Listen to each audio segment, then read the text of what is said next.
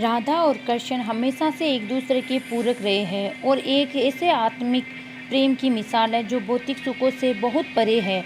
यूँ तो राधा कृष्ण का प्रेम अनादिकाल से चल रहा है, पर द्वापर युग में जब भगवान नारायण ने कृष्ण रूपी अवतार लिया तो संसार को प्रेम का सही अर्थ समझने के लिए कृष्ण का ही अंश राधा ने यमुना के निकट रावल ग्राम में वृक्षबान और कीर्ति के यहाँ राधा रूप में जन्म लिया। जन्म के साथ ही राधा और कृष्ण की प्रेम कहानी शुरू हो जाती है। मगर दोस्तों, ऐसी क्या घटना थी, ऐसी क्या स्थिति थी कि राधा को कृष्ण के विरह का सामना करना पड़ा और कृष्ण क्यों अपनी प्रिय बांसुरी को छोड़ देते हैं? इन सब सवालों के जवाब हम इस वीडियो में जानेंगे। दोस्तों, कहा जाता है कि राधा जन्म से अंधी थी और स्वर्गलोक में ये वचन लेकर ही पृथ्वीलोक पर आई कि जब श्री कृष्ण की प्रथम दृष्टि उन पर पड़ेगी तभी वह संपूर्ण जगत को देखेंगे, अन्यथा नहीं। तो देखा आपने कैसे शुरुआत से ही दोनों एक दूसरे से जुड़े रहे। बचपन से ही कृष्ण अपनी लीलाओं और बांसुरी की मधुर धुन से पूरे बरसाने को मनमोहित करते रहे हैं और राधा और कृष्ण तो 8 साल की उम्र से ही अपने प्रेम का आनंद लेने लगे। श्री कृष्ण को अपने जीवन में राधा और बांसुरी दो ही सबसे प्रिय थे, जो आपस में एक दूसरे से गहराई से जुड़े हुए थे। जब श्री कृष्ण बांसुरी बजाते, राधा उनके पास दौड़ी चली आती और घंटे बांसुरी की धुन पर मगन रहती, जो उनके प्रेम को और बढ़ा गई।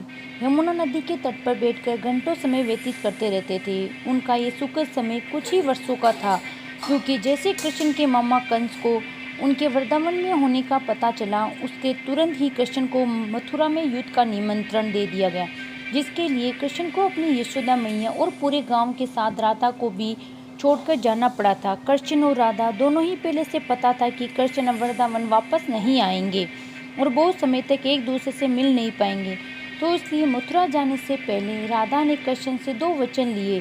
पहला वचन था कि राधा के हृदय में हमेशा केवल कान्हा का वास रहेगा और दूसरे वचन के अनुसार मृत्यु से पहले उन्हें कान्हा के दर्शन होंगे। परंतु इन वचनों को देने के बाद भी कृष्ण को पता था कि राधा उनके विरह में बहुत विलाप करेगी।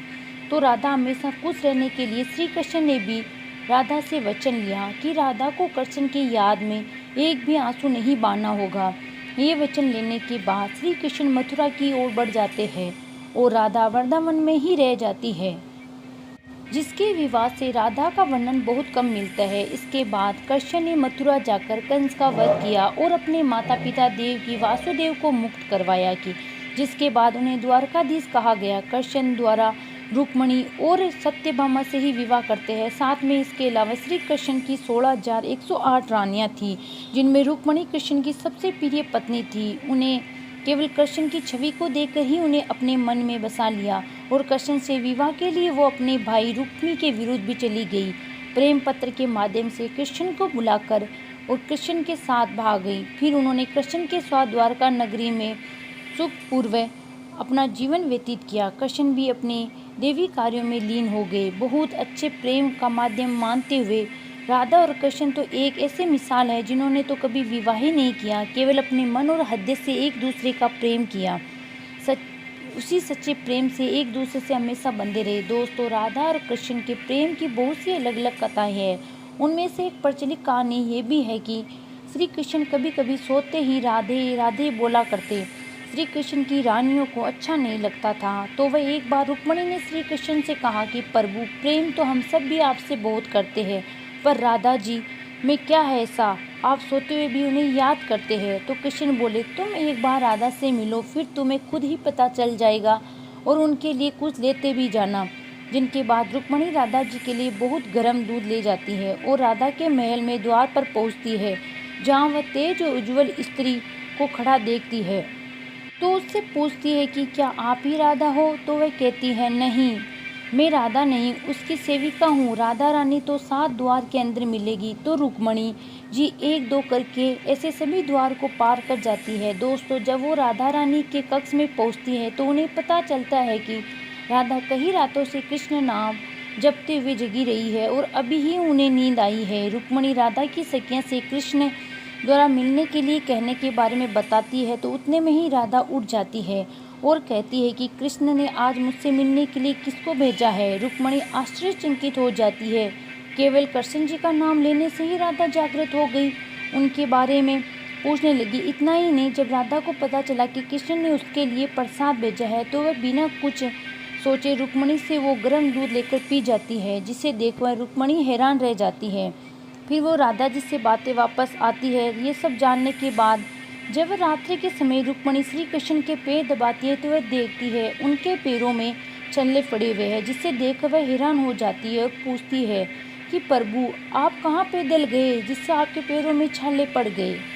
कृष्ण जी ने कहा, आपने गलती से राधा जी को गर्म दूध पिलाया, जो राधा एक ही बार में पी गई, जिसके हृदय में छाले पड़ गए और उनके हृदय में हमेशा मेरे चरण कमल विराजमान रहते हैं, जिससे मेरे पैरों में भी छाले पड़ गए। तब फिर रुक्मणी को राधा और कृष्ण का प्रेम का प्रकट का पता चलता है कि प्रेम शरीर से नहीं आत्मा से होता है, जो हमेशा राधा के हृदय में कृष्ण के चरण कमल के रूप में विराजमान रहता है। एक कथा में आता है कि ब्रह्मा जी ने पृथ्वी लोक आकर वृंदावन में पहले राधा और कृष्ण का विवाह करवाया था, पर इसके बारे में ज़्यादा जानकारी नहीं है। राधा जी वृंदावन में कृष्ण की भक्ति के साथ अपना जीवन व्यतीत करने लगती है और कहा जाता है कि यादव पुत्र अभिमन्यु से उनका विवाह भी हो जाता है, पर अभिमन्यु को महर्षि दधीचि का श्राप था कि अगर वो राधा को छुएगा तो भस्म हो जाएगा। इस प्रकार राधा विवाह के पक्ष भी कृष्ण से प्रेम स्वतंत्रता पूर्वक जुड़ी रहती है। बहुत वर्षों बाद जब राधा अपना वैवाहिक जीवन बहुत अच्छे से निभा लेती है तो वह समस्त जिम्मेदारी से मुक्त हो जाती है। तो फिर वो कृष्ण के पास द्वारका आती है। द्वारका पहुँचने में वह राधा और कृष्ण आपस में मौन रहते हुए मन की अभिव्यक्तियों से घंटों एक दूसरे से बातें करते रहे। कृष्ण के अलावा द्वारका में राधा को कोई पहचान भी नहीं पाया। फिर राधा कृष्ण के महल में निवास करने लगी और कृष्ण ने भी उस महल में देविका के रूप में नियुक्त किया, जिससे राधा महल में काम करने के साथ साथ समय मिलने पर कृष्ण की भक्ति और उनसे प्रेम पूर्वक बातें कर सकती थी। परंतु कृष्ण तो अब अपने राज्य पथ में ही अन्य कार्यों में व्यस्त रहते थे। दूसरी ओर राधा अपने पुराने कृष्ण को भी याद करती थी, तो कृष्ण को पुराने दिनों जैसा साथ न पाकर राधा का मन और अधिक व्याकुल रहने लगा और उन्हें डर सताने लगा कि कृष्ण की जो मनोहर छवि उनके हृदय में वो कहीं धुंधली न हो जाए।